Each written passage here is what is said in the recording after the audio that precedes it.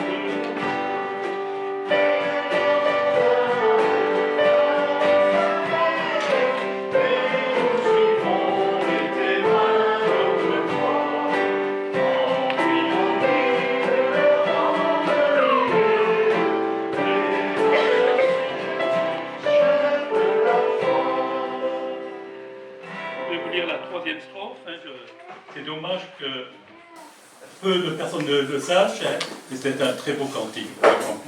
Je vais vous lire la troisième strophe. C'est par la foi que dans l'ignominie, ils ont enduré des épreuves sans fin à d'obtenir ici-bas de patrie, les saluant le triomphe lointain. Brûle en nos âmes, flamme sacrée, et nous suivrons des témoins d'autrefois. Environnés de leur grande nuée, des regards sur les chefs de la foi. Foi des héros qui combattent sous ce signe, suis leur saint exemple et partage leur sort. Eux dont le monde ne fut jamais digne, eux les témoins qui nous parlent encore. Brûlant nos âmes, et ça doit être notre prière ce matin. Brûlant nos âmes, flamme sacrée, et nous suivrons les témoins d'autrefois. Environnés de leur grande nuée, les regards sur Jésus, chef de la foi. Et je vais demander à Léo, qui veut bien présenter ce moment au Seigneur. Seigneur, quelle joie, quel privilège que de pouvoir te rencontrer, de pouvoir monter dans ta maison pour te célébrer, pour te louer, pour chanter des cantiques.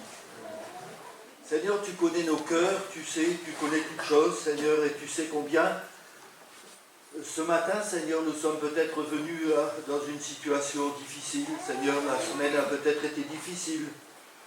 Mais Seigneur, tu nous dis dans ta parole que le vrai culte, c'est, oui, c'est observer la justice, Seigneur. Et dans ce monde dans lequel nous vivons, la justice est parfois difficile. Alors tu nous dis d'observer la justice avec modestie, d'aimer la bonté, Seigneur, oui. Et nous aimons la pratiquer, et nous voulons la pratiquer tout au long de cette semaine encore. Et tu nous dis de marcher humblement, Seigneur, avec modestie, oui. Seigneur, c'est ce que nous voulons faire. Ce matin, nous sommes heureux de pouvoir nous tenir devant ta face, de pouvoir te louer, te bénir, de pouvoir t'exposer nos préoccupations. Mais nous sommes surtout venus dans cette maison, Seigneur, pour communier, Seigneur, pour nous sentir unis, Seigneur, et pour célébrer ta victoire, Seigneur, sur sur le péché, sur la mort. Seigneur, nous te célébrons de tout notre cœur. Nous voulons te louer, te bénir et t'apporter notre reconnaissance. Seigneur, ouvre nos cœurs, les yeux de nos cœurs, touche notre intelligence pour que nous comprenions ce que tu veux nous dire encore ce matin. Et qu'aucun de nous ne reparte découragé, fatigué, mais que nous puissions retourner joyeux de te servir, joyeux de t'appartenir et de pouvoir témoigner ce que tu as fait dans nos vies, Seigneur. Oui, Seigneur, nous sommes heureux de t'appartenir. Nous voulons te louer de tout notre cœur. Béni soit ton nom. À toi la gloire, la louange et l'adoration. Nous t'apportons nos bien-aimés frères et sœurs qui passent par l'épreuve, la difficulté, mais aussi ceux qui souffrent à cause de ton nom, Seigneur, sur toute la surface de la terre. Et nous te prions de les bénir, de les entourer de ta grâce et de les fortifier. Béni soit ton nom, Seigneur. À toi la gloire. C'est une joie, un privilège de te connaître, d'être aimé de toi. À toi la gloire, mon Seigneur et mon Dieu. Amen. Amen. Dans Ésaïe, chapitre 45, verset 2, il est dit « Je marcherai devant toi, j'aplanirai les chemins montueux, je romprai les portes d'airain, je briserai les verrous de fer, je te donnerai des trésors cachés, des richesses enfouies, afin que tu saches que je suis l'Éternel, qui t'appelle, et ça c'est pour chacun de nous, qui t'appelle par ton nom, le Dieu d'Israël. » Alors ce matin, c'est un peu un culte de rentrée, et bon, j'espère que vous le connaissez, je pense que vous le connaissez, j'ai choisi comme cantique « Publiez bien haut la grande Jérusalem ». Le ciel est ouvert à tout être humain, et en choisissant ce cantique, j'ai pensé à ce message qui est passé, que nous avons pu avoir avant les vacances. Avant les vacances, vous vous souvenez tous, on a eu cette série d'études et ces messages qui ont d'ailleurs été pertinents et très bien amenés par tous ceux qui les ont traités sur les églises de l'Apocalypse. On a vu les églises qui étaient tièdes, qui étaient froides, et très peu d'églises bouillantes. Et la question que je voudrais poser à tous en ce début de rentrée, qu'est-ce que vous voulez? Quelle est la vision que vous avez pour notre église ici de Petite Sainte? Est-ce que vous voulez que ça soit une église bouillante qui travaille pour le Seigneur, qui est agressive pour le Seigneur, sachant que pour cela, ce n'est pas uniquement un petit nombre, ce n'est pas le pasteur, ce n'est pas des gens qui sont dans le conseil d'administration ou dans les anciens, c'est l'ensemble de l'Église, c'est l'ensemble dont vous faites tous partie, qui appartenez à l'Église. Et je sais que c'est votre Église pour beaucoup ici, donc c'est à vous tous que je m'adresse ce matin, qui se lèvera. Dans quelques semaines, on va parler des ministères. Tout le monde, la personne, tout le monde a des dons et peut participer. Donc il faut que notre Église soit un phare, ici, dans cette région de Dunkerque. Il faut s'engager pour le Seigneur.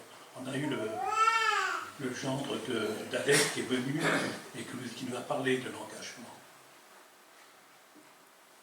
L'engagement, ce n'est pas pour un jour, ce n'est pas pour 2 jours.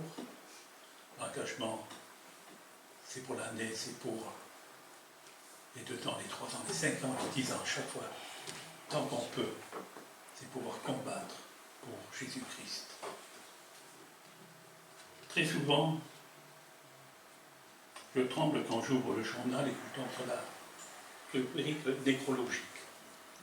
Et que je vois des gens que je connais qui sont partis.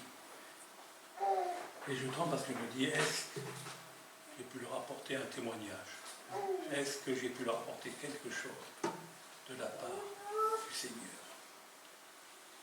On a de multiples façons de pouvoir apporter. Alors, je vous adresse tout simplement cette question. Qui est prêt à vouloir se battre pour Jésus-Christ et pour que des âmes nouvelles viennent à lui, qui est prêt à se battre pour que notre Église soit un phare dans cette vie de Daniel.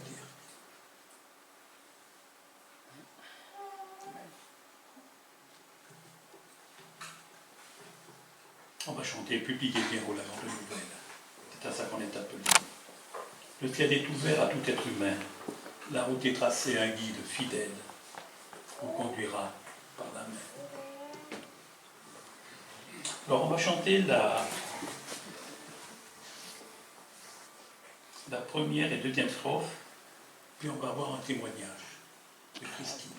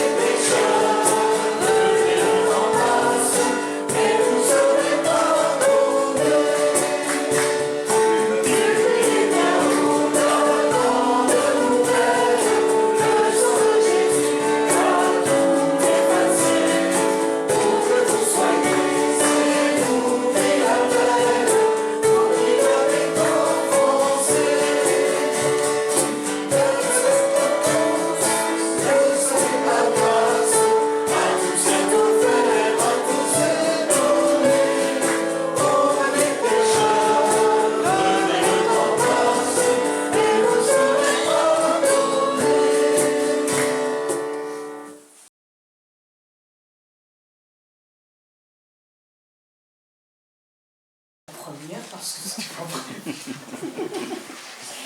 En tout cas, je vous lis, je m'appelle Christine, on l'a dit, je suis l'épouse de Bernard, la chemise bleue, et la mère de Rémi, la chemise bleue, et notre cher Saïd, la chemise bleue.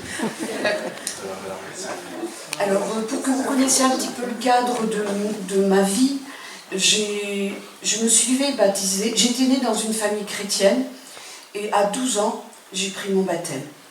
Et j'avais tout compris. J'étais toute petite, j'ai baigné dans tout ça, et c'était l'école du jeudi, pardon. Et pour moi, c'était le jour J de la semaine. Et toute petite, j'ai toujours aimé chanter, prier, etc. Et je me souviens que très jeune, avec ma sœur, il y avait un très grand terrain vague derrière chez nous. Et on allait tous les deux courir. Et puis qu'est-ce qu'on faisait? Non, on ne jouait pas. On se mettait à genoux, on priait, et puis on lisait la Bible. C'était comme ça. Et c'était une grande joie pour nous, parce que c'était notre secret. C'était parce qu'on était neufs à la maison, et c'était difficile. Et quand on avait les moments de liberté comme ça, qu'on pouvait se sauver, et pas toujours être à la tâche, eh bien, c'était notre bonheur à nous. Et Dieu est venu très important, très vite dans ma vie. Et quand je dis j'avais tout compris à l'âge de 12 ans, on me disait tu vas prendre ton baptême, mais sois sage, hein, sur l'estrade, fais pas de bêtises, etc. Mais je me disais pourquoi ils me disent ça? Je suis plus une enfant, moi. Je suis plus une enfant, je vais être l'enfant de Dieu. Et j'étais plus l'enfant de papa et maman. C'était différent. Et puis, voilà, j'ai grandi, toujours marché avec Dieu, toujours essayé d'être pur, d'être vrai, d'être sincère. Bien sûr, comme tout le monde, il y a des accidents de parcours dans la vie, des épreuves, des difficultés. On n'est pas épargné, on n'a pas un petit globe parce qu'on est chrétien et et qu'on peut tout vivre plus léger que les autres. Non, pas du tout. Au contraire, l'adversaire, il est là, et où est la faille? Et c'est là qu'il va s'insérer. Et ben oui, à partir de 12 ans, ça fait beaucoup de temps après, jusque presque 70, pardon. Donc oui, il y a eu des hauts débats, etc. Beaucoup de difficultés, de graves épreuves, mais toujours mon Dieu était là. Toujours, même des fois, je m'endormais le soir, je disais, tu sais Seigneur, j'ai rien à te dire. Je suis tellement malheureuse, je suis tellement triste, j'ai rien à te dire, mais bonne nuit. Voilà. Mais il fallait que le soir, j'ai parlé à Dieu. Il fallait que je ferme mes yeux et que j'avais eu ce contact avec mon ami secret, avec mon trésor de mon cœur. Et puis, bien sûr, le temps a passé, tout ça. Et pourquoi je suis arrivée ici? On a eu bien sûr un parcours dans différentes églises parce qu'on a déménagé, parce que pour le travail, etc. Et puis on est arrivé ici alors qu'on habite Hasbrouck. Donc pour ceux qui ne connaissent pas, c'est un petit village près d'Hasbrouck où on habite. C'est entre, on va dire, Armentières et Saint-Omer. Voilà. Et on a eu une énorme épreuve qu'on a vécue en famille, très lourde, très difficile, plus difficile que les autres. De toute façon, les épreuves sont toujours plus difficiles que la dernière. Et il fallait cependant relever la tête. Et cette épreuve était tellement lourde que, si vous connaissez le pèlerin, eh bien, moi, j'étais dans ce livre. Je l'avais en livre que Alex m'avait prêté, que j'ai toujours. Donc pour les adultes, je l'avais en livre pour les enfants, et je l'avais en cassette. Cassette, ça existe. Je l'ai encore toujours, et j'ai toujours l'appareil. Et ma vie, ça représentait bien le pèlerin. Toujours persévérer et se relever. Mais là j'avais l'impression que j'allais plus me relever. Je suis arrivée ici vraiment dans un mauvais état. Et merci, vous m'avez accueilli.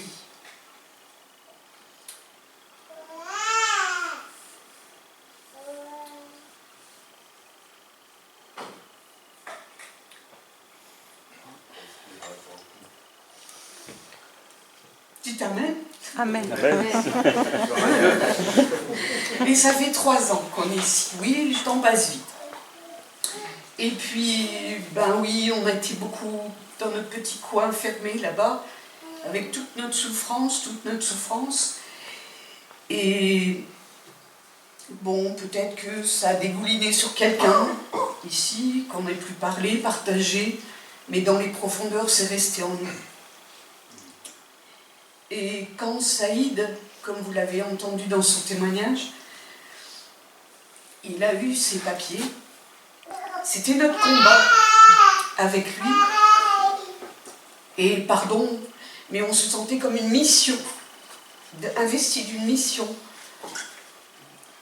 Et Dieu y a répondu à cette prière. Et puis là, j'ai été amenée à, sans le savoir, devoir réparer un passif difficile.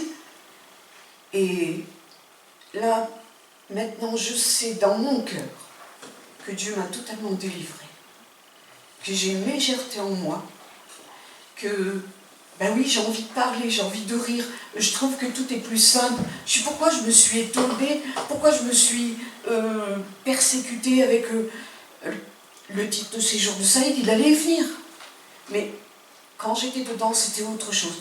Mais aujourd'hui, là, depuis 15 jours, 3 semaines, c'est comme si quelque chose de nouveau était arrivé dans ma vie, comme si j'avais retrouvé mon enfance, ces moments précieux où je voulais absolument faire ces petites cachotteries avec ma sœur pour prier Dieu.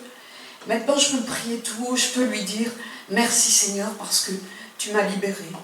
Et je ne pensais pas, quand si loin dans ma vie, j'aurais eu une difficulté aussi grande à traverser, mais je compare toujours la vie comme un tapis roulant, et je suis plus à bout que le début, et je pense que Dieu permet ces choses pour pouvoir redresser la tête après, mais quand on redresse la tête, on est beaucoup plus léger. Et vraiment, je veux dire gloire, gloire et gloire à Dieu, bien sûr pour ce qui est arrivé à Saïd, mais aussi ce qui est arrivé dans mon cœur, dans mon intérieur, parce que c'était quelque chose d'inaccessible pour moi, sans issue, pour moi c'était terminé. J'en étais arrivée là, et puis voilà.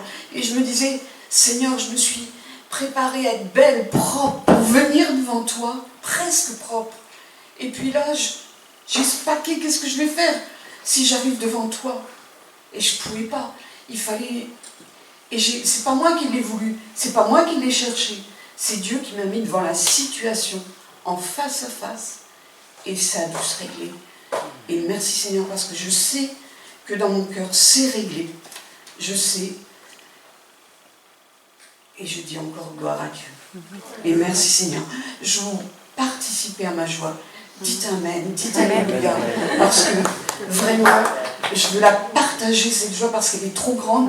Ça peut paraître un tout petit quelque chose là que j'ai eu. Non, c'est pas des miettes. J'ai eu ma part de gâteau. Et merci Seigneur.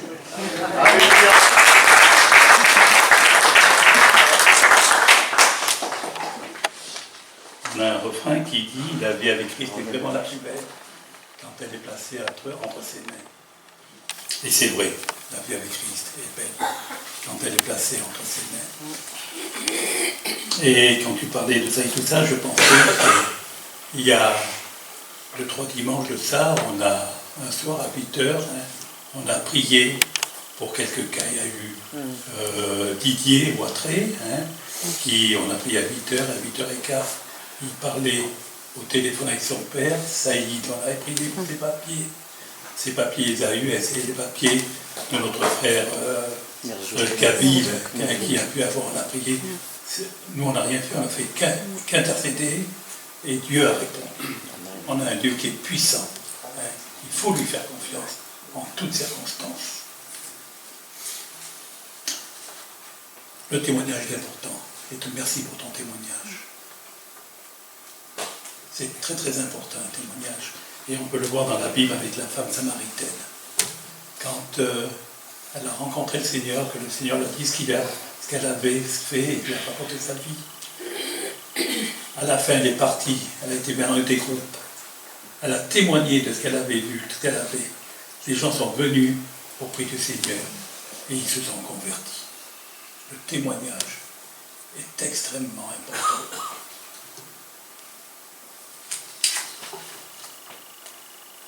J'avais envie de chanter, je ne sais pas si vous le savez, est-ce que vous savez qu'il fait bon à ton service, Jésus mon sauveur, qu'il est doux le sacrifice que tu fais dans mon cœur.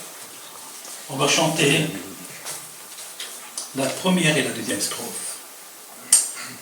Et après ça, je vais laisser la place aux anciens. Vous savez qu'on a été en vacances du poste pastoral, en guillemets, pendant 1 an, et aujourd'hui, on a à nouveau un pasteur. Alors les anciens, Gabi, Denis et Alex, Paul n'est pas là, vont venir. Mais avant qu'ils montent sur l'estrade, je vais demander à Marc qui nous parle de l'expérience qu'il a fait pendant cette année. Qu'est-ce que le Seigneur lui a dit? Qu'est-ce que le Seigneur lui a appris par les épreuves qu'il a pu passer? Donc on va chanter la première et la deuxième strophe et Marc vous laisse venir. Après quoi les anciens viendront.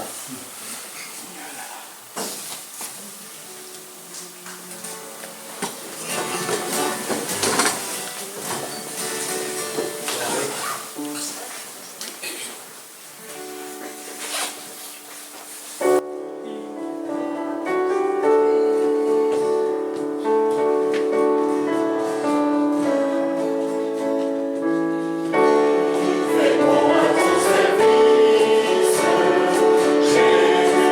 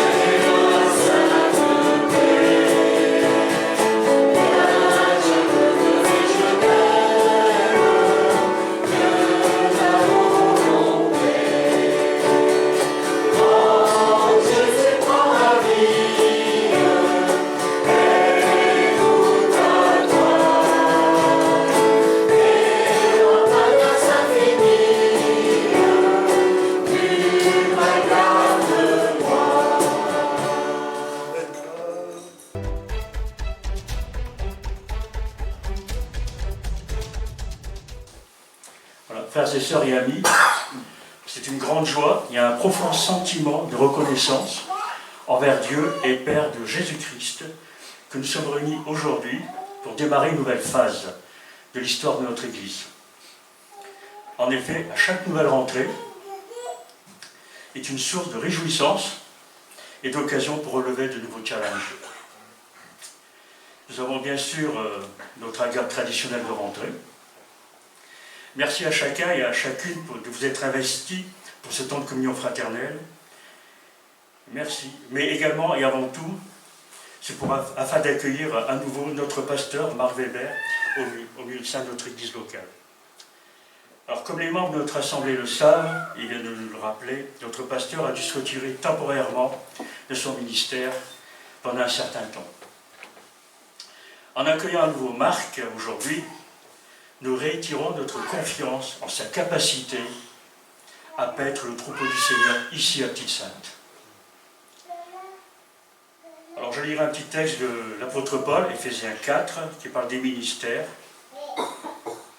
C'est lui, donc Christ, Jésus-Christ, qui a donné les uns comme apôtres, les autres comme prophètes, les autres comme évangélistes, les autres comme bergers et enseignants. Le cas de notre frère Marc. Il l'a fait pour former les saints aux tâches du service en vue de l'édification du corps de Christ, jusqu'à ce que nous parvenions tous à l'unité de la foi et de la connaissance du Fils de Dieu, à la maturité d'adulte, à la mesure et la stature parfaite de Christ. Ainsi, nous ne serons plus des petits enfants, ballottés et emportés par tout vent de doctrine, par les ruses des hommes et leur habileté dans leur manœuvre d'égarement.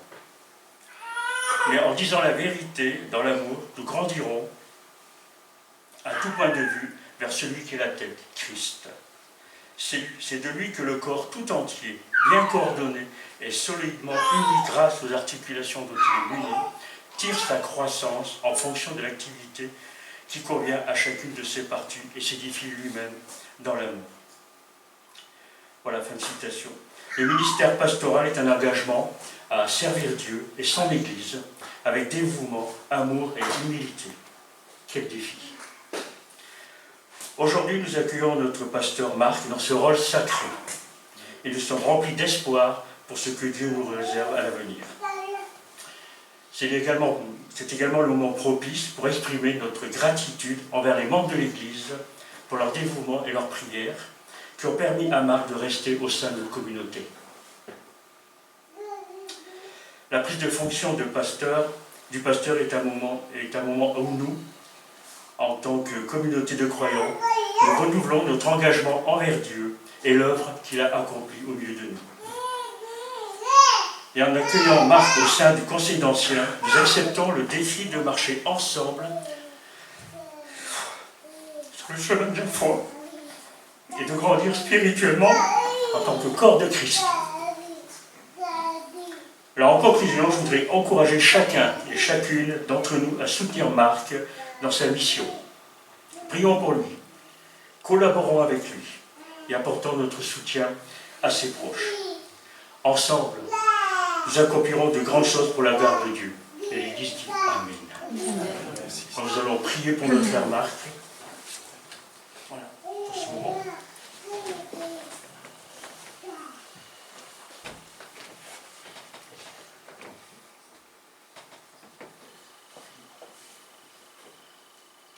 Seigneur, toi qui es Maître et Seigneur de toutes choses, Créateur aussi, mais aussi Sauveur, c'est devant toi que nous venons avec humilité, mais avec toute la sincérité de notre cœur, Seigneur, nous te demandons et réclamons, Seigneur, ta grâce sur le ministère de Marc.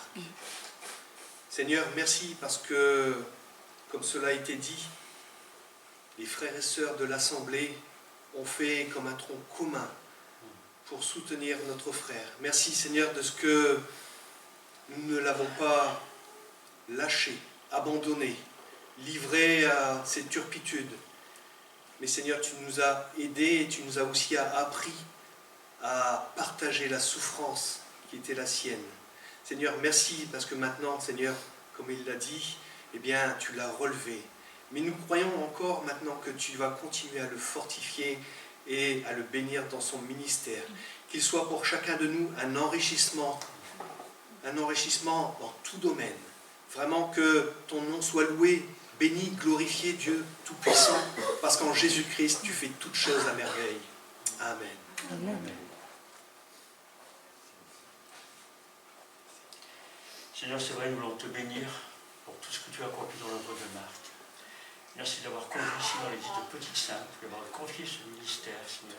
Et aujourd'hui, Seigneur, nous voulons le consacrer à nouveau, Seigneur, dans cette fonction que tu lui as accordée. Seigneur, nous te prions de lui donner la sagesse, le discernement, ton amour, Seigneur, pour ton peuple et pour ton église, Seigneur. Mais en lui, ces qualités, Père, que tu as déjà mises, qu'elles puissent se manifester, Seigneur. Et c'est vrai, comme là-bas, dans ce travail qu'il a accompli, il était un rayon, un soleil, Seigneur, que parmi nous, Seigneur, il soit vraiment ce modèle, Seigneur, sur lequel nous pourrons nous calquer, Seigneur. Qu'il puisse dire avec l'apôtre Paul, soyez mes imitateurs, comme je suis moi-même de Christ. C'est ce que nous voulons pour lui, Seigneur. Nous savons que c'est le désir de son cœur, de te ressembler davantage et de servir ton peuple et ton Église, ici à Petite Sainte. Encourage-le, fortifie-le, Seigneur, on te veut, et qu'il soit assuré de l'amour de ton peuple, ici à Petite Sainte. Amen. Merci. Merci Seigneur d'être resté dans notre Église et d'avoir continué à nous bénir pendant ce temps d'épreuve de Marc. Seigneur, Marc ne s'est pas caché. Il ne s'est pas éloigné de nous. Il a voulu rester. Il savait que nous avons besoin d'un pasteur. Nous avons besoin d'un guide. Et merci Seigneur de nous avoir donné Marc, notre Alsacien local. Oh Seigneur, nous te remercions qu'il soit resté ici. Et nous te demandons de le bénir richement, Seigneur.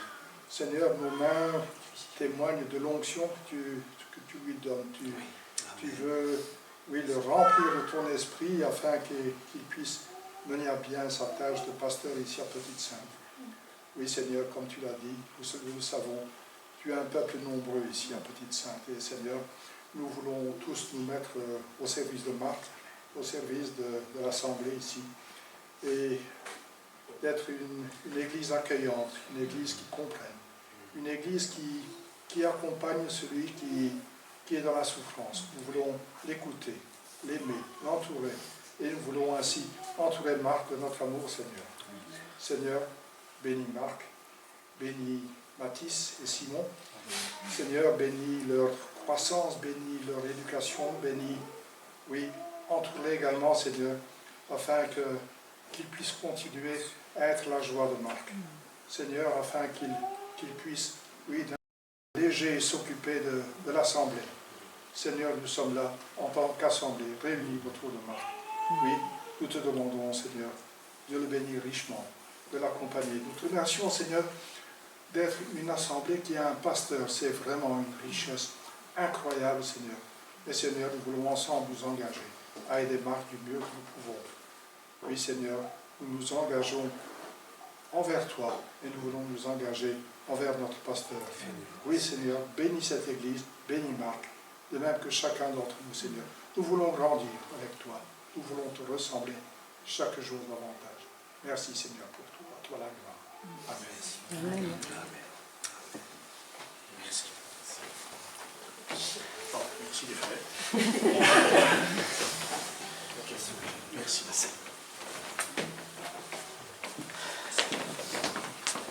Voilà. Je voudrais dire que c'est un nouveau commencement. On ne reprend pas simplement, on continue, on veut ensemble vivre un nouveau commencement. Alors je vis ce nouveau départ comme une grâce particulière de la part du Seigneur, mais je comprends aussi toute la responsabilité qui s'y attache.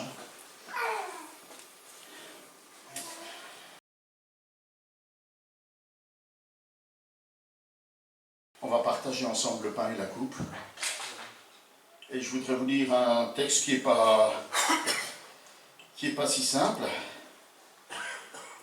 mais je voudrais en tirer simplement une idée assez simple. Donc le texte est compliqué, mais je vais en tirer une idée simple. C'est dans Jean, au chapitre 6.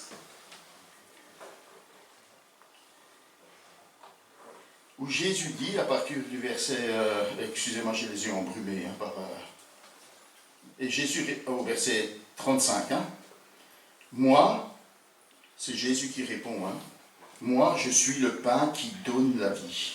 Celui qui vient à moi n'aura plus jamais faim. Celui qui croit en moi n'aura plus jamais soif. Mais je vous l'ai déjà dit, vous avez vu, et vous ne croyez pas. Tous ceux que le Père me donne viendront à moi, et je ne repousserai pas celui qui vient à moi. Car je suis descendu du ciel, ce n'est pas pour faire ce qui me plaît, mais pour accomplir la volonté de celui qui m'a envoyé. Or, celui qui m'a envoyé veut que je ne perde aucun de ceux qu'il m'a donnés, mais que je les ressuscite au dernier jour. Oui, telle est la volonté de mon Père, que tous ceux qui tournent le regard vers le Fils et qui croient en lui possèdent la vie éternelle, et moi, je les ressusciterai au dernier jour. Alors les gens se mirent à murmurer contre lui parce qu'il avait dit « C'est moi qui suis le pain descendu du ciel ». Ils disaient « Voyons, n'est-ce pas Jésus, le fils de Joseph? Nous connaissons bien son père et sa mère. Comment peut-il prétendre qu'il est descendu du ciel ?» Jésus leur dit « Cessez donc de murmurer ainsi entre vous. Personne ne peut venir à moi si le Père qui m'a envoyé ne l'attire, et moi je le ressusciterai au dernier jour. » Dans les écrits des prophètes, vous pouvez lire cette parole. Dieu les inspira tous. Tout homme qui écoute la voix du Père et qui est instruit par lui vient à moi. Personne n'a jamais vu le Père, sauf celui qui est venu d'auprès de Dieu. Lui, il a vu le Père. Vraiment, je vous l'assure, celui qui croit à la vie éternelle, car je suis le pain qui donne la vie.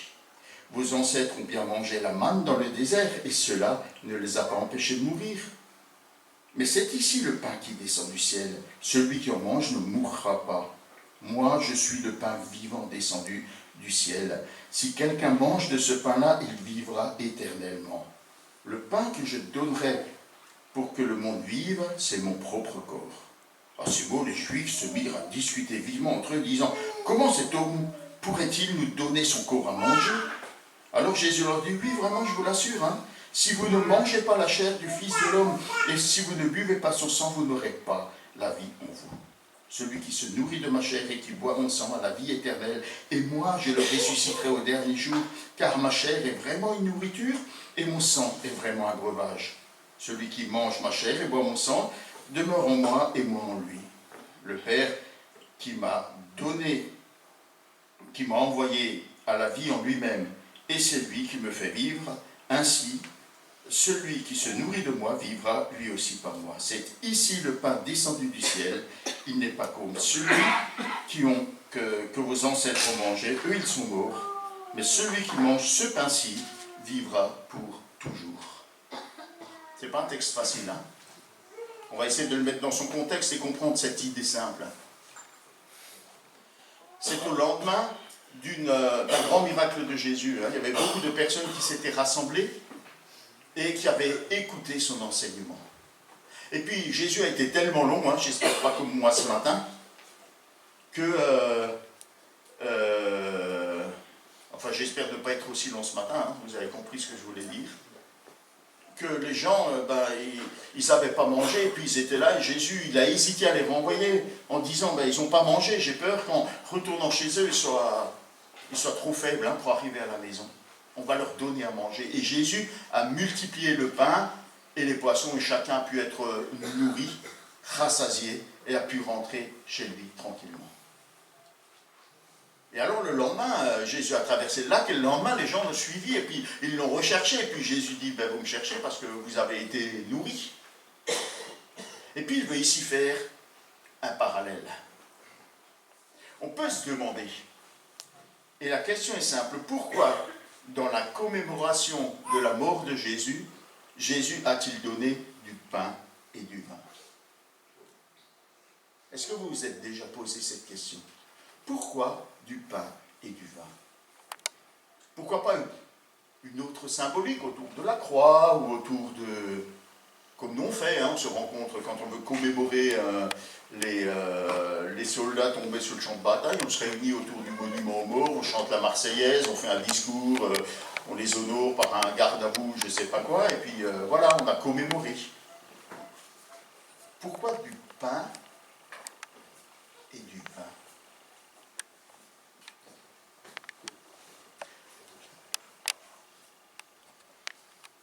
symboliquement. Parce que Jésus voulait montrer qu'on ne peut pas vivre par nous-mêmes. Qu'est-ce qui se passe si vous arrêtez de manger? Qu'est-ce qui se passe si vous arrêtez de boire? On meurt. On a besoin de choses extérieures à nous pour rester en vie. Le pain, c'est la nourriture de base, ça l'était, et puis pour plusieurs, ça l'est encore. Hein. Et puis le vin symbolise la boisson. À cette époque-là, on buvait même les enfants du vin, de l'eau mêlée de vin ou du vin mêlé d'eau pour tuer les bactéries qui étaient dans l'eau. Il n'y avait pas les centres d'épuration comme c'est le cas aujourd'hui. C'était la base de la nourriture. Et les gens avaient besoin de cette base, et ils l'avaient démontré par la multiplication. En mangeant et en buvant, en restant en vie par quelque chose qui est extérieur. Et Jésus, en donnant sa vie, alors il l'explique de manière symbolique, il ne s'agit pas de manger Jésus. Ce que les gens n'ont pas compris, ce qu'il leur disait, c'est qu'il allait donner son corps comme un pain qui est brisé. Il allait verser son sang, comme la couleur du vin ou du jus de raisin peut l'appeler. Mais sans le sacrifice de Jésus, on ne pourrait pas avoir la vie éternelle. Jésus dit, vous mangez du pain chaque jour, mais vous finirez par mourir. Par contre, le pain que je vais vous donner, la vie que je vais offrir, elle va vous donner la vie éternelle. Et ça a ceci d'extraordinaire. Depuis que je suis dans cette association, je suis confronté à toutes sortes de religions. Et ça me permet de voir quelles sont les choses que les religions enseignent pour être agréables à Dieu, pour attirer sa bienveillance sur nous. Le message de Jésus a quelque chose de totalement différent et révolutionnaire. Il ne nous demande pas de faire des choses pour lui, il nous demande d'accepter ce qu'il a fait pour nous. Et ce qu'il a fait pour nous, c'est donner sa vie et verser son sang. Si tu acceptes que Jésus a donné sa vie pour toi et qu'il a versé son sang pour toi, c'est ce que Jésus appelle manger son corps. C'est simplement accepter que ce qu'il a fait, il l'a fait pour toi, sans que toi, tu n'aies aucun mérite, si ce n'est le pardon que Dieu t'accorde par Jésus-Christ. Alors si tu as cru cela, le Seigneur t'invite à partager ce vin et cette coupe. Si tu n'as pas expérimenté, si tu n'as pas cru en Jésus pour recevoir le pardon de tes péchés, Dieu t'appelle aujourd'hui. Il t'aime et il désire te sauver. Il désire que tu fasses partie de ceux que le Père lui a donné et qu'il ne perdra pas. Il y a une promesse dans ce que Jésus dit. Si tu confies ta vie au Seigneur, tu as l'absolue assurance, d'abord qu'il te prend au sérieux et que l'engagement qu'il a pris envers toi, en donnant sa vie et en versant son sang, ne pourra jamais être brisé. Jamais. Par rien.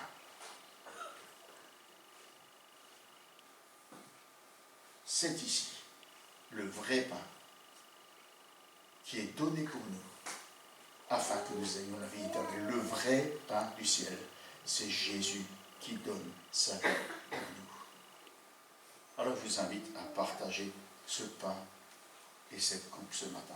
Si un frère veut s'avancer pour partager avec moi, moi je me réjouis. Le fait qu'il y ait un seul pain, nous dit Paul, c'est aussi le symbole que nous sommes un seul corps, en communion avec un seul Sauveur, un seul Seigneur.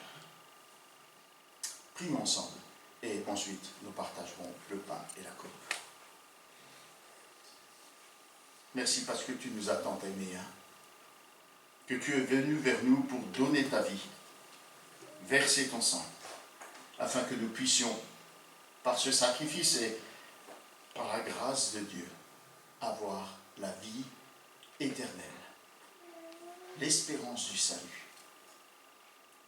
Nous te remercions de ce que tu ne nous demandes pas de faire des choses plus ou moins possibles ou impossibles, mais tu nous donnes tout ce qui est nécessaire pour que nous puissions être sauvés et que nous ayons accès à ta grâce et à tes bénédictions. Alors ensemble réunis en un seul corps, fils et filles d'un même Père, nous voulons t'apporter notre reconnaissance, nos actions de grâce, notre louange, notre adoration.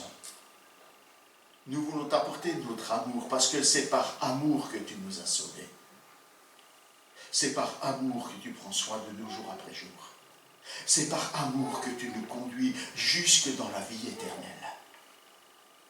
Et nous avons déjà entendu ce matin combien cet amour, il est vrai, il est présent, il est réel, combien nous pouvons le goûter et le sentir dans notre vie quotidienne. Ah, ça nous donne l'assurance de te voir un jour revenir pour nous prendre avec toi pour l'éternité. Merci d'avoir accepté de souffrir et de mourir pour moi. Merci d'avoir accepté de souffrir et de mourir pour nous. Merci pour ce vrai pain qui nous donne la vraie vie. Nous t'en bénissons de tout notre cœur. Merci Seigneur Jésus. Merci Père de l'avoir donné pour nous. Amen. Amen.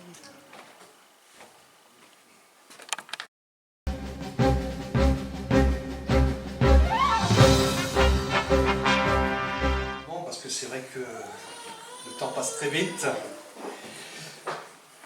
J'avais donc certes un petit partage à partager, mais voyant l'heure, ce que je vais faire, c'est que je vais d'abord rappeler Rémi Alabert,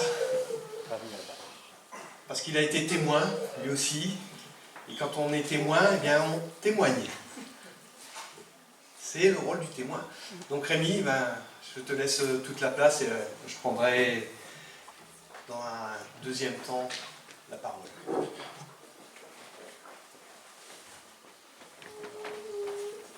ne pensais pas être au banc des accusés, mais bon.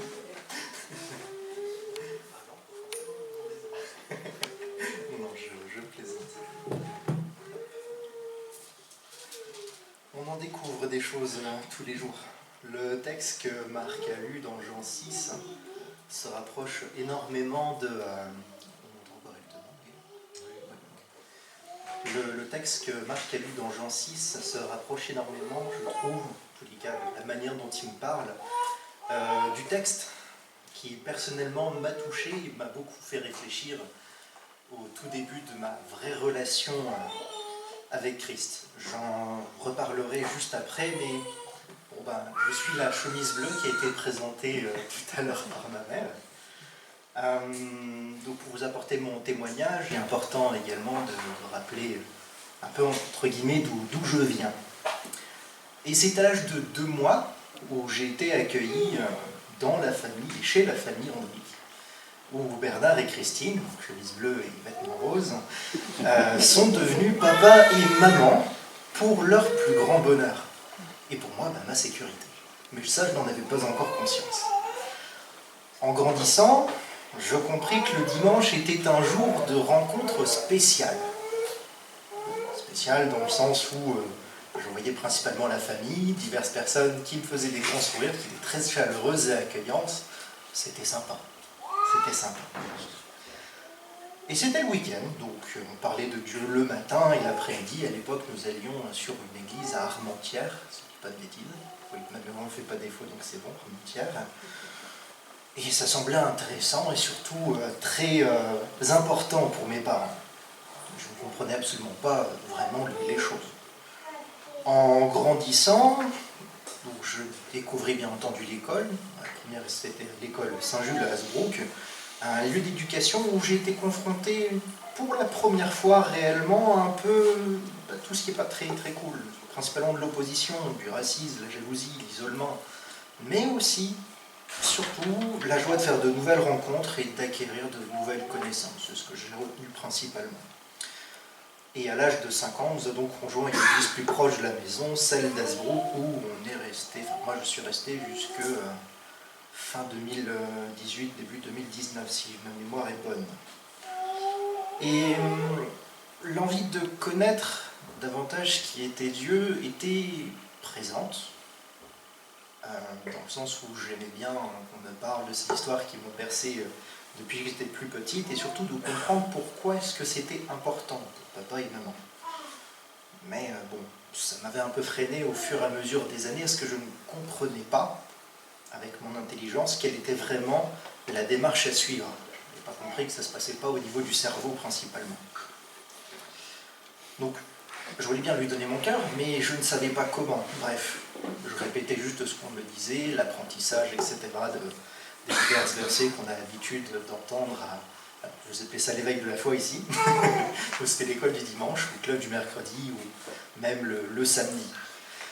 Et le découragement, voyant que je ne faisais pas de progrès, ou sentant justement que je n'étais pas dans la bonne décision, je me suis découragé personnellement. Et j'ai mis de côté ma foi en m'intéressant principalement à ce que ce monde proposait, principalement donc la musique, le dessin, tout ce qui est technologie, etc., etc. Mais comme un bon fils de chrétien, je poursuivis ma quête du bon dimanche, du fils qui essaye d'être très très bien, parfait, et voilà, bref, j'imitais. Mais qu'est-ce que j'imitais? J'imitais le comportement d'un chrétien qui était très bien, qui savait répondre le dimanche, savait répondre le samedi, tout ça, c'était très bien. Tout le monde était très content de ma connaissance bien solide. Toujours peut mieux faire. Peut mieux faire.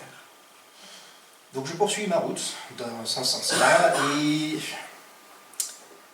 je savais par contre toujours que le dimanche était un jour important. Je ne voulais pas le rater parce que pour moi, au fond de moi, même si j'étais très éloigné de Dieu, bien que juste à côté, mais très éloigné quand même, c'était important pour moi d'apprendre quand même davantage qui il était réellement, le connaître pour comprendre pourquoi. La fameuse question du pourquoi, on peut rajouter tout ce que l'on veut derrière. Et parfois, oui, c'est vrai que toucher le fond est une manière également de pouvoir mieux se relever. Enfin, après, toucher le fond, c'est facile à dire quand on avait 14 ou 15 ans, c'est pas la même chose que dans certaines autres situations plutôt. Donc, le jour où j'ai commencé à sérieusement me poser la question, c'est lorsque j'ai été confronté à l'un des plus grands choix de ma vie. Ça se passe donc à partir du lycée, lorsqu'il faut choisir ce que l'on veut faire par la suite. Donc, première et terminale sont les moments où on commence à être mis en vis-à-vis de nos premières grandes décisions et de nos premières grandes orientations. Je voulais faire de l'alternance. Donc j'avais cherché avec papa et maman à pouvoir trouver de l'alternance. Ça a duré pendant plus de 9 mois, de décembre jusqu'au mois d'août, et je ne trouvais pas. Je ne trouvais pas, ça me décourageait. Et dans ce découragement, justement, ce fait de toucher un peu le fond et de se dire j'y arriverai pas, je me suis rappelé de tout ce que j'ai vécu. Donc j'avais 17 ans à cette époque-là. Non, pardon, j'avais 16 ans, autant pour moi. J'avais 16 ans, donc je me suis dit, je vais réouvrir personnellement ce livre sans qu'on m'y invite, qui est la Bible. Et j'ai commencé à tourner les pages, en faisant quelques chapitres à droite à gauche, etc. Mais rien ne me semblait, parlant. Ma recherche n'était pas, au final, celle de Dieu, mais était plutôt celle de mon réconfort. Qu'est-ce que la Bible pourrait m'apporter ? Jusqu'à ce fameux mois d'août, justement, qui a été un des grands passages, je dirais, dans ma vie, où j'ai découvert Ésaïe 55, et je dois avouer que c'est encore aujourd'hui, quasiment plus de 10 ans après, qui me poursuit encore de bien des merveilles, et je dois avouer que Jean-Cis également s'en rapproche vraiment beaucoup. Je vais vous le lire. Ésaïe 55, donc, vous tous qui avez soif, venez chercher de l'eau, et même vous qui n'avez pas d'argent, venez acheter et manger.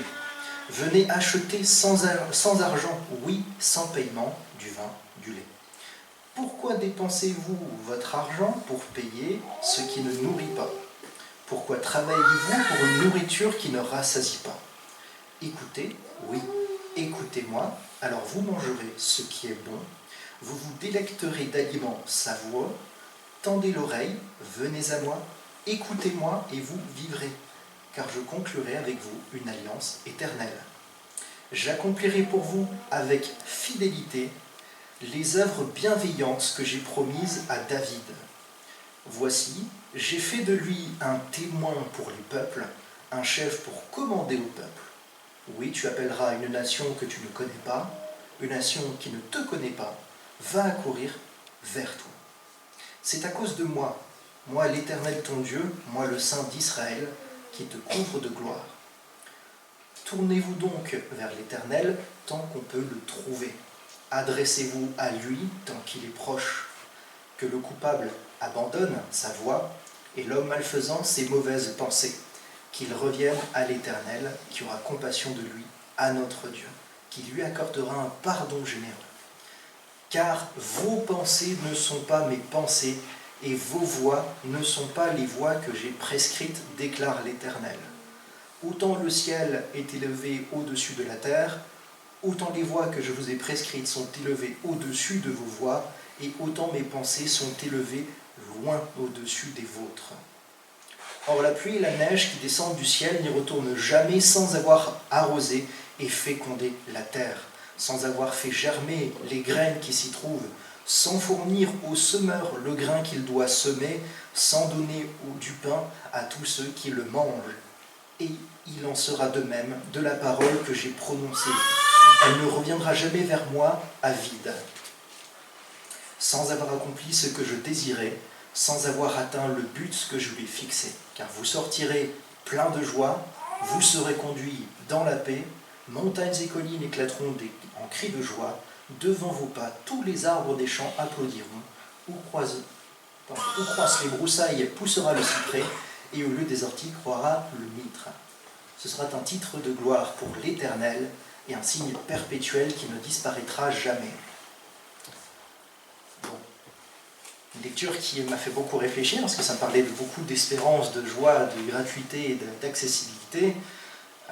L'accessibilité, bon, je ne la connaissais pas vraiment, dans ma situation. Et pourtant, c'est ce que j'ai demandé à Dieu, c'est de m'ouvrir déjà les yeux, de comprendre ce texte. Je le lis très clairement, excuse-moi Seigneur, mais c'est très beau, c'est très joli, mais je ne comprends pas. Je ne comprends pas ce que ce texte veut dire, je ne comprends pas de quoi tu me parles, je sais, de par mes expériences passées, que Jésus est le chemin, la vérité, la vie, il n'y a de frère que par moi. Bref, ce genre de verset qu'on apprend par automatisme, mais qu'est-ce que ça veut dire exactement? Qu'est-ce que ça veut dire? Et au fur et à mesure, la première chose qui s'est installée en moi, c'était d'être en paix, d'être moins troublé. Toujours un peu cette angoisse de se dire qu'est-ce que je vais faire demain, mais beaucoup moins forte, ça s'est atténué, jusqu'au jour où j'ai pu en effet dire gloire à Dieu, le jour où j'ai pu avoir donc mon alternance. Et à la suite donc, de la préparation de mon diplôme en BTS Banque, d'avoir donc juste après tout simplement donc une autre porte qui s'est ouverte, qui était donc le CDI que j'ai décroché. Donc maintenant, ça fait déjà 10 ans à peu près. Et tout cela pour conclure que c'était que le commencement de ma première recherche réelle de qui était Dieu, parce que j'avais assisté à un miracle dans ma vie. Bon, c'était pas le premier, mais c'est le premier que j'ai réalisé réellement, comme quoi Dieu était intervenu personnellement dans ma vie, alors que je n'avais absolument rien fait pour lui. Vraiment rien. Vraiment rien. Et c'était fin janvier 2016 où j'ai commencé, donc toujours dans cette recherche d'avancer dans la parole. Et c'est qu'en fin janvier 2016 où je me suis dit il faut que je lui donne pleinement ma vie de façon officielle. Et c'est en février que je me suis fait baptiser de cette même année. Et je continue ma marche encore aujourd'hui. Nouvelle vie, oui, de bien des manières très étranges également, de ne plus voir le quotidien de la même manière, de ne plus voir les relations avec les collègues ou les amis de la même façon, mais surtout de voir une chose, c'est ce fameux cantique qu'on chante quand on est enfant, le monde est bien sombre, brillons bien, toi dans ton coin sombre et toi et moi dans le mien. C'est une vérité que l'on vit tous les jours. Tous les jours, même sans s'en apercevoir, parfois tant mieux, parfois c'est dommage. Si on l'a vu, tant mieux, mais si c'est pas le cas, il ne faut pas se tracasser, c'est que le moment n'était pas vu, ou que le travail n'était pas fait à ce moment-là. Mais les jours avancent, la difficulté s'installe, mais surtout la persévérance doit être présente pour nous tous, ceux qui avons choisi de suivre Jésus. Je reprends ce que Francis avait dit au tout début du culte par rapport à l'engagement. C'est vrai que l'engagement doit être un renouvellement perpétuel, que ce soit pour un ou plusieurs années, peu importe la mission dans laquelle on veut s'engager, mais déjà à titre personnel. La chose la plus merveilleuse qui a pu donner, entre guillemets, l'espérance dans la Bible, en dehors de l'espoir de cette vie éternelle, je pense, c'est de faire tomber nos barrières, que ce soit des murs, que ce soit des murs de haine, des passés qui soient profondément ancrés dans de la douleur ou autre. Quelle libération quand les chaînes tombent. Quelle libération quand les chaînes tombent. Et notre rôle en tant que communauté chrétienne est importante. Ça me l'a rappelé quand je vous ai rejoint fin 2019, je crois que c'était en septembre ou octobre, d'avoir redécouvert, entre guillemets, une famille qui veut suivre Christ, qui veut transmettre également le message de l'Évangile, et surtout qui a cet objectif d'aider son prochain, que ce soit une personne chrétienne ou non, sans distinction.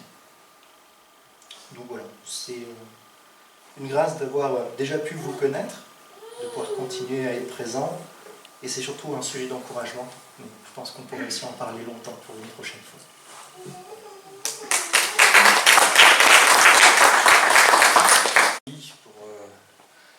Pour ce témoignage, Dieu, comme cela vient d'être dit, a des voix qui sont tellement plus élevées que les nôtres. Et ces voix, quand on essaye de les discerner, parfois ça nous semble presque inaccessible. Mais le Seigneur est celui qui cherche. Je cherche. Il cherche les cœurs. Jour après jour, et le Seigneur est celui qui trouve dans le monde tous ceux qui acceptent librement et avec joie de recevoir, comme cela a été dit, ce salut qui est offert gracieusement. Dieu n'imposera jamais son salut, mais il l'offre simplement. Alors peut-être que Bastien va pouvoir prendre ce temps aussi de nous dire comment le Seigneur a agi et travaillé dans son cœur. Je te laisse, tu as 20 secondes. Non, un petit peu plus quand même.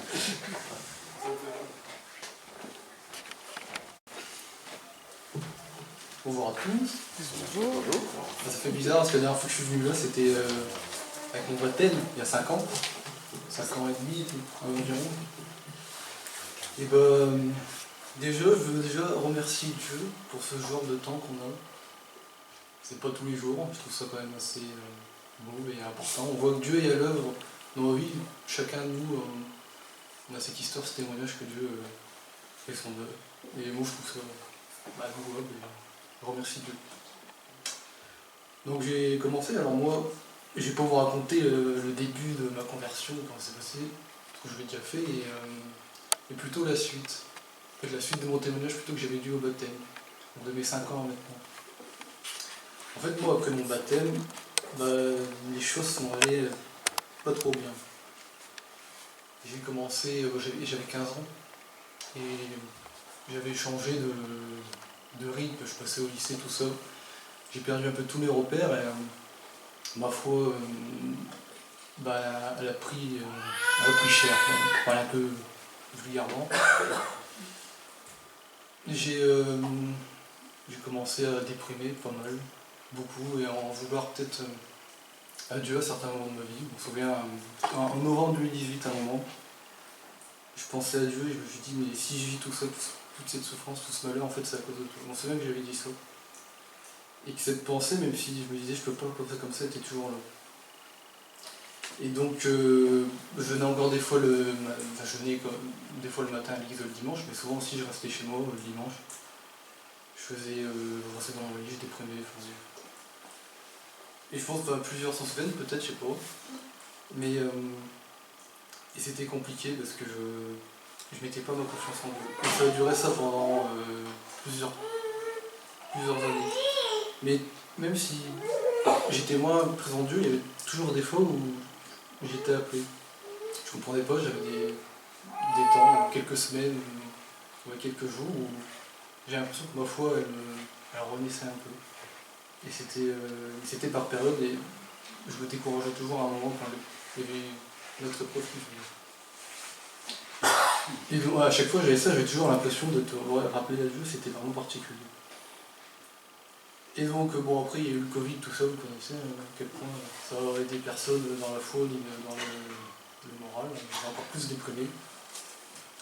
Mais après quand je suis rentré à la fac, tout ça que ça n'a pas marché, j'ai bien sombré, c'était il y a environ un an et quelques mois, que j'ai commencé vraiment à bien déprimer, comme tout le monde a dit ce matin, toucher le fond. Mais moi aussi j'ai touché le fond, très le fond, je ne vais pas rentrer dans les détails, mais... Et j'ai... Mais sauf que maintenant, là, je vous parle parce que ça va mieux. Ça c'est bien, il y a du positif. Et en fait, ça n'avait pas venu du jour au lendemain. En fait, j'ai voulu déjà, j'ai commencé à avoir plus envie du Seigneur, plus envie de le connaître, de me rapprocher de lui. Je me suis dit, j'ai un manque dans ma vie. Il n'y a rien en fait n'apporte ce que Dieu m'apportait à l'époque. En fait, je voyais que Dieu qui me donnait de la joie, en fait, tout simplement. Et j'ai commencé du coup à regarder des enseignements divers sur Dieu, tout ça. Et que ce soit des pasteurs américains, des pasteurs français, plein de choses. Du sérieux, pas n'importe quoi. Et je me suis remis un moment en question en me disant, est-ce que ma vie que je vis, c'est celle de quelqu'un qui est converti et de quelqu'un qui est repenti et qui a accepté le Seigneur? Est-ce que ma manière de vivre, c'est ça? Est-ce que quand les gens me voient dans la rue ou quand ils me parlent, ils peuvent deviner que je suis chrétien? En fait, je m'en souviens même quand j'étais en seconde, j'avais parlé à quelqu'un, en disant, je suis chrétien, il me dit, oh toi t'es chrétien, c'est bon, parce que tu parles des gens, tu les aimes pas, tout ça. Et c'est vrai, en y repensant, ça fait bizarre. Et donc voilà, donc ça m'a interrogé, je me suis demandé que faire en fait pour venir à Dieu en fait. Et en fait j'ai réalisé que je ne menais plus une vie de chrétien, de différents péchés m'avaient envahi.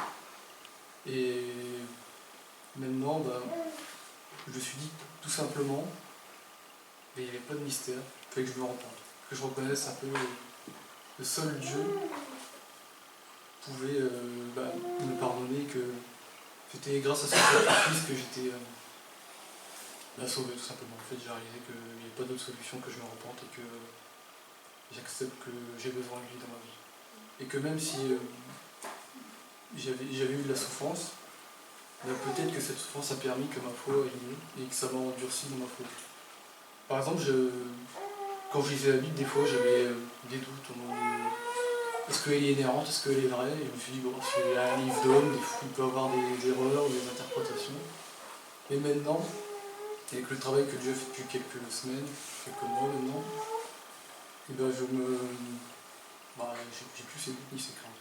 Je lis la Bible, mais comme la parole de Dieu en fait. Vraiment inhérente sans erreur. Pour moi, c'est une conviction pure et certaine. Merci. Non, mais j'ai vraiment réalisé ça où j'avais regardé différentes vidéos sur comment les gens dans le monde parlaient de Dieu, comment ils interprétaient qui était l'Éternel. Et je me suis toujours dit en fait que peu importe ce que les hommes disaient de Dieu ou de la Bible, c'était la Bible qui avait raison. Mon autorité en fait c'était plus la science ou les hommes, c'est Dieu et la Bible. Voilà. C'est un peu ça le cheminement que j'ai fait. Enfin, grâce à Dieu, pas grâce à moi, je n'aurais jamais fait. Et voilà, c'est tout bête, mais juste pour vous dire que je vais mieux même mentalement, je me sens mieux, plus heureux grâce à Dieu. Depuis ces derniers mois, il m'a apporté des choses positives. Mais voilà. Puis juste pour le remercier et vous les témoigner, vous dire que je vais mieux, que Dieu est bon. Tout le monde le sait, je pense ici, il est miséricordieux, pardonne, et qu'il accepte tout le monde, et que tous nos péchés sont pardonnés grâce à son sacrifice à la croix. C'est comme ça qu'on peut se présenter à lui et lui parler. Bon. J'avais 2-3 versets que j'ai touchés, j'ai pensé à ça en écrivant ça hier soir. Il y a Matthieu, chapitre 28, Et vraiment la dernière phrase, le dernier verset, verset 20. Alors, allez, faites de toutes les nations les disciples, les baptisant au nom du Père, du Fils et du Saint-Esprit, et enseignez-leur en tout ce que je vous ai prescrit. Et voici, je suis avec vous tous les jours jusqu'à la fin du monde. Et quand je le lis, c'est vrai que c'est quand même puissant, j'ai pensé. En fait, même si des fois j'ai l'impression que Dieu m'a abandonné, mais il était toujours avec moi, même si on s'en aperçoit pas, il est toujours. Et je sais que dans l'assemblée, il y a des personnes, ils ont besoin de Dieu, que c'est compliqué. Et c'est un appel à l'encouragement. Il ne faut pas être dans le désespoir, mais croire en Dieu. Il sera toujours là pour vous. Tout ce que j'ai dit. Et un autre verset aussi, Jean 10, chapitre Jean chapitre 10, verset 27. Mes brebis entendent ma voix, je le connais et elles me suivent, je leur donne la vie éternelle, elles ne périront jamais, personne ne les ravira de ma main. Et un dernier, même si on est dans la souffrance, dans les larmes, je pense que ce matin, tous les témoignages qu'on a entendus, c'était des gens qui étaient impactés par la souffrance, et la souffrance nous a fait éloigner de Dieu. Je pense que tous ceux qui vont témoigner ce matin, ils ont un peu développé cette idée. Et Apocalypse 21, verset 4, dit, il faut que je retrouve. Il essuiera toute larme de leurs yeux, et la mort ne sera plus, il n'y aura plus ni deuil, ni cri, ni douleur, car les premières choses ont disparu. Amen.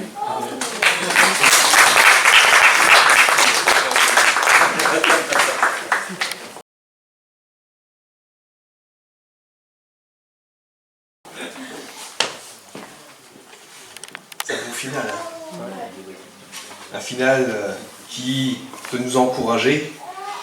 Alors, je vois qu'il est déjà moins 25. Alors, je vais essayer de faire court. Je sais que Monsieur Bleu et Madame Rose vont devoir s'en aller avec deuxième Monsieur Bleu très rapidement. Donc, bonne route à vous. On va vous laisser partir.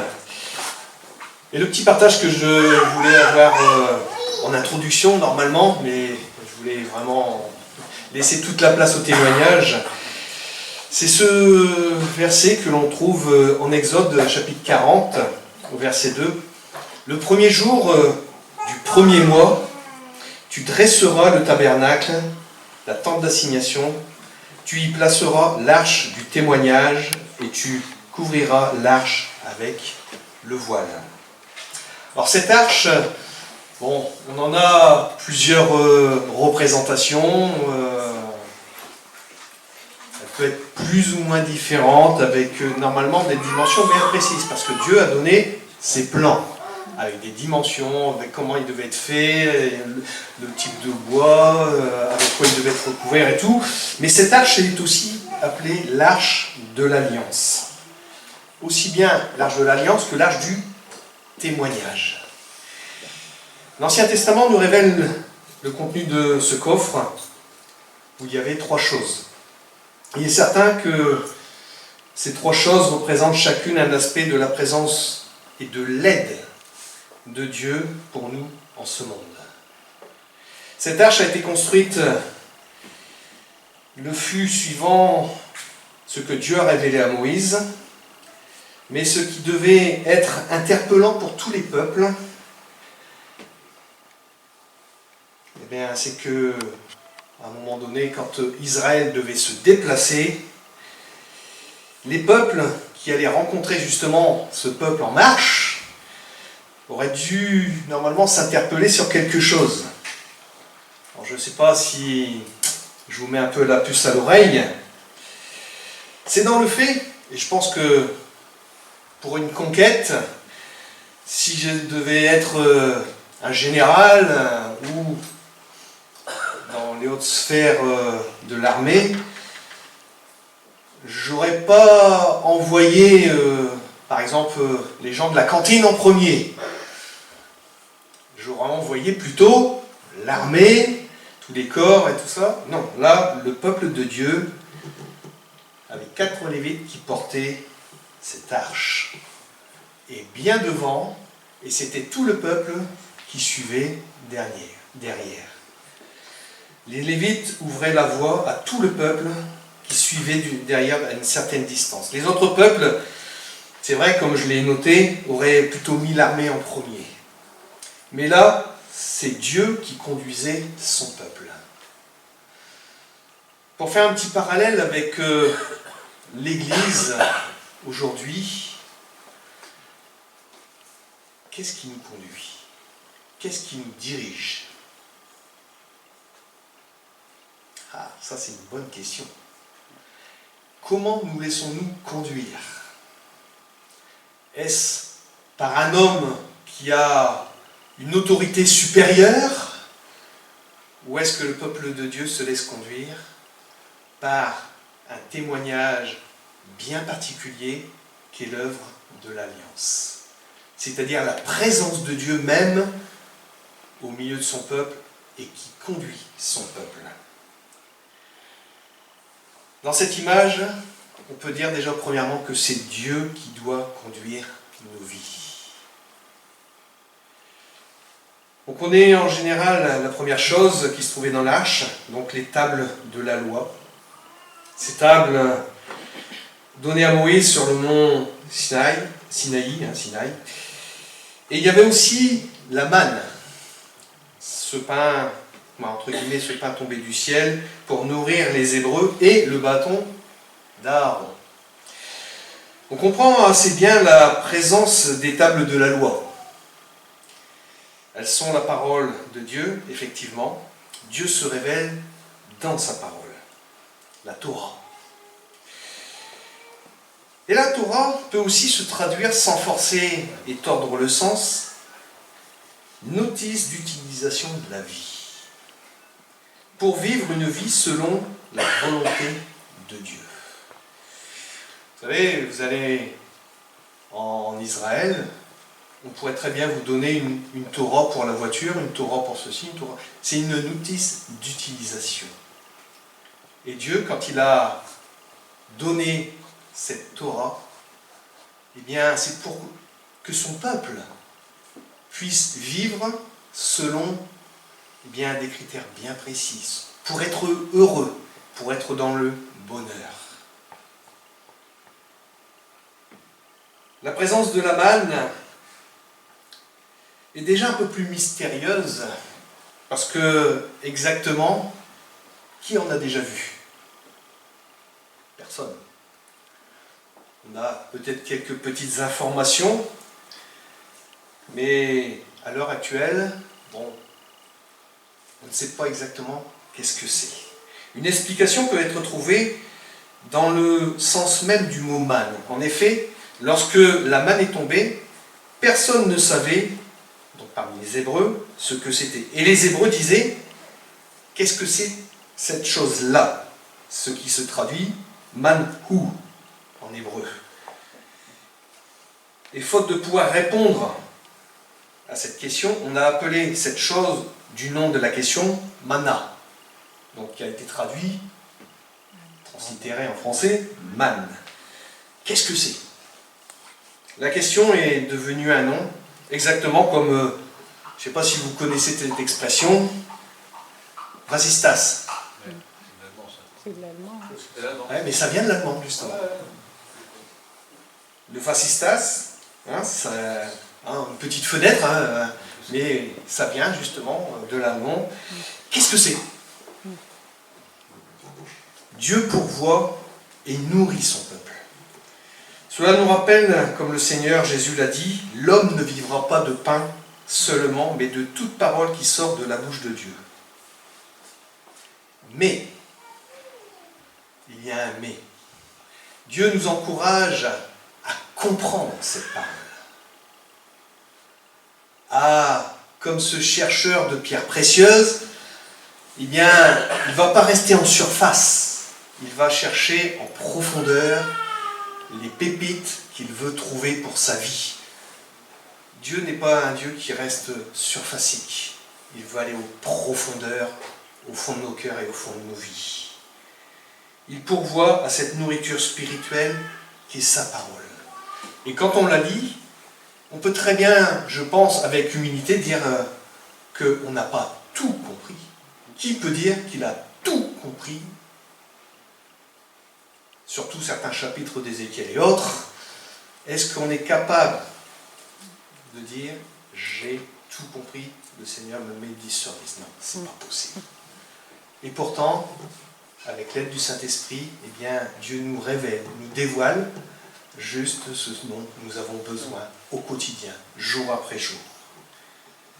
Cette nourriture qui est là pour nous est nécessaire pour nous faire grandir dans la foi, mais aussi pour nous révéler le cœur du Père. Cette parole nous a été aussi donnée pour qu'elle parfois nous secoue, nous dérange, quand elle nous reprend dans notre fort intérieur, parce qu'elle met en évidence des choses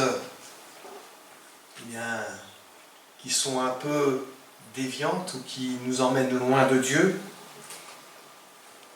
Cela aussi participe au témoignage dans ce monde quand nous prenons de nouvelles positions face au péché.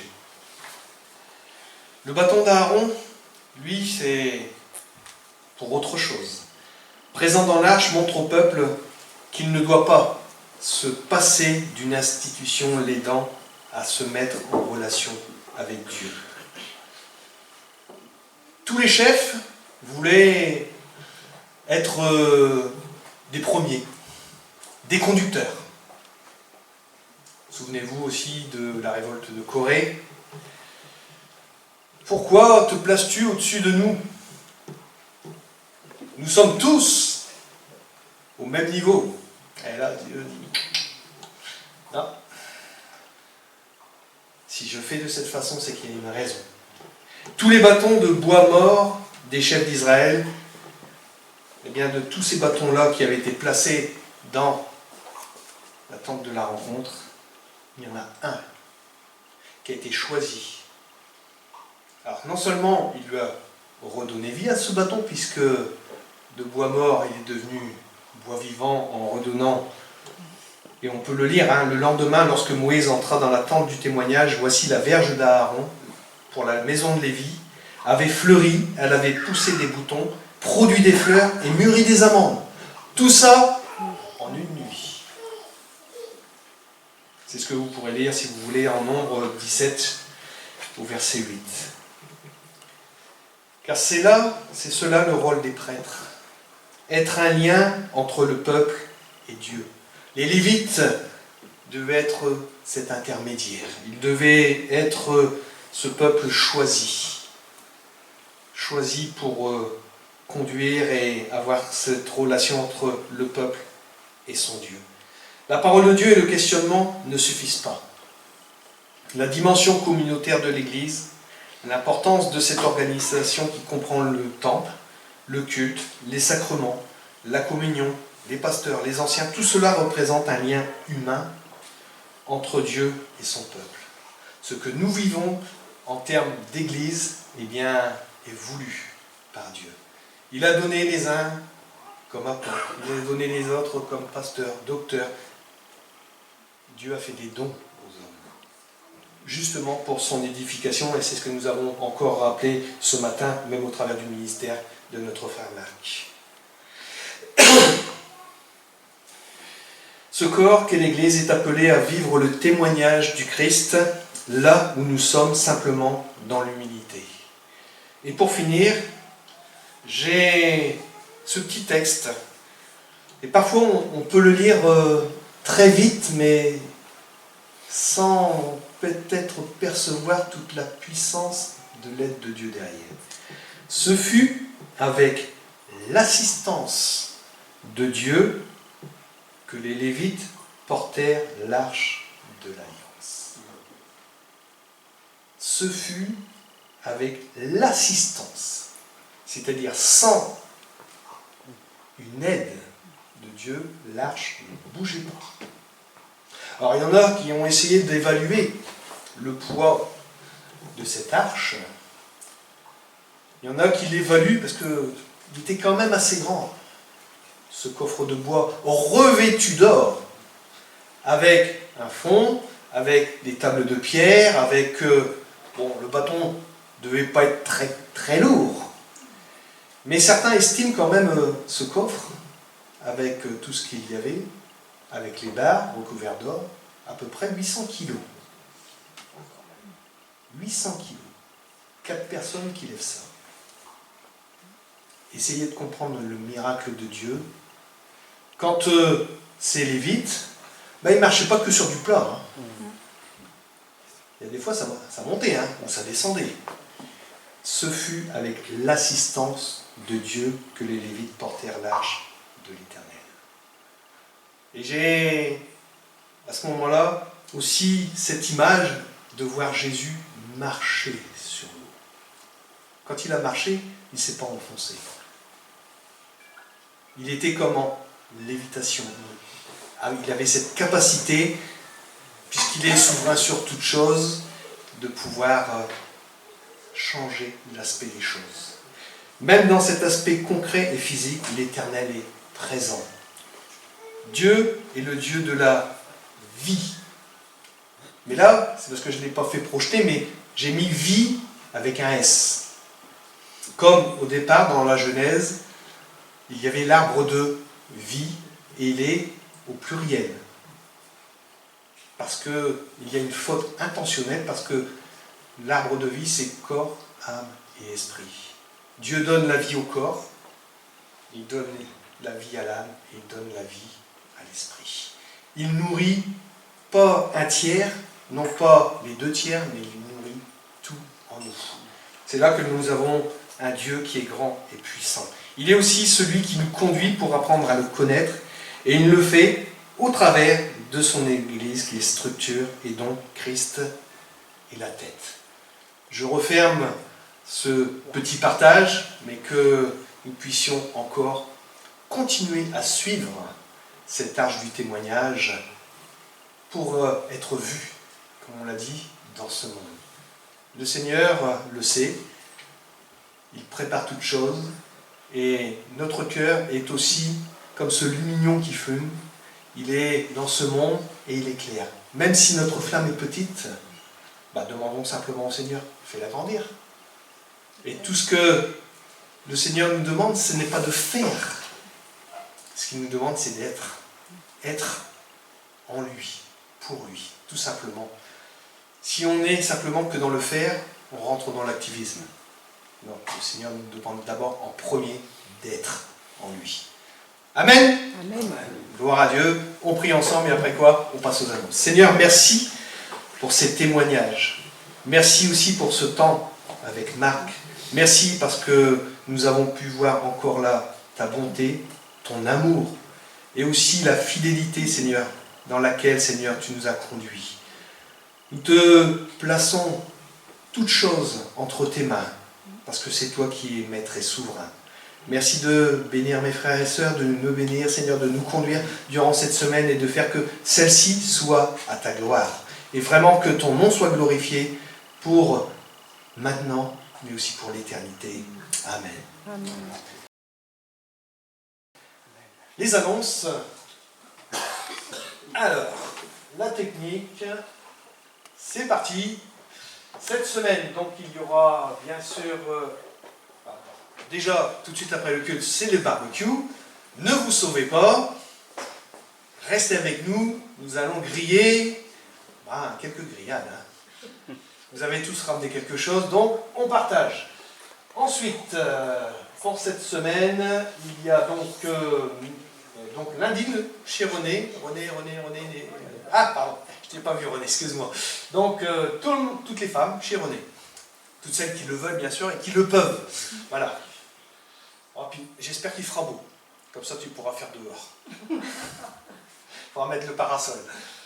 Voilà. Donc, mercredi, réunion de prière où nous continuerons à prier pour les sujets. Ces sujets qui sont nombreux. Vous voyez que le Seigneur entend. Il écoute nos prières et il exauce. Et il y en a encore qui restent en attente. Pour l'instant, on n'a peut-être pas encore vu l'exaucement, mais on continue à persévérer. Suivant. Dimanche prochain, notre culte, rien de particulier, si ce n'est que, on va louer le Seigneur et le glorifier ensemble. Alors, pour plus tard, nous aurons donc le CA des associations. Donc là, c'est prévu, ceux qui vont y aller se reconnaîtront. Et Rose, on va lui faire un gros bisou à Rose pour son anniversaire. T'as 20 ans, c'est ça? Rose. Ouais, c'est une jeune fille, hein. C'est pour ça qu'elle a mis son boubou aujourd'hui. Alors, joyeux anniversaire, Rose. Ensuite, vous retrouvez toutes ces informations sur nos réseaux habituels. Voilà, on va maintenant, je pense, se séparer. Il n'y a plus de chant. On clôt la session. Que le Seigneur vous bénisse et vous accompagne durant cette semaine. Et en toute chose, soyez bénis. Amen.